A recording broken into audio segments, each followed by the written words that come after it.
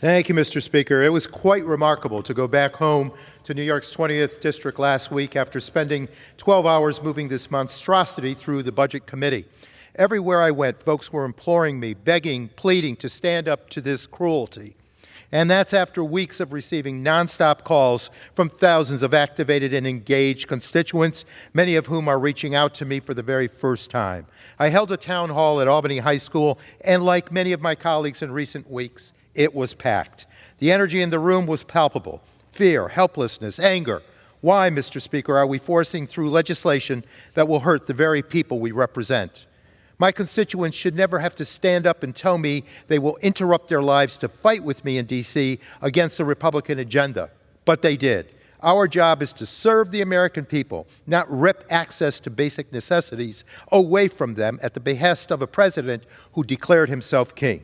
Frankly, it's insulting to me, to this institution, to the working families of New York's 20th District, and every American who is still struggling just to get by.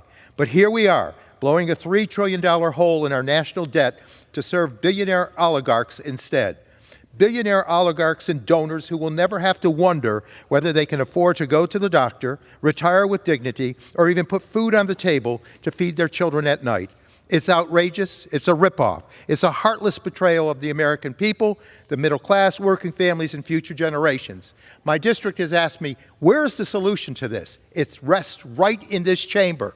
Let us assume the responsibilities, the duties, the authority, the power we have by the Constitution, with the power of the purse placed in our hands here in the House of Representatives. Let's act accordingly.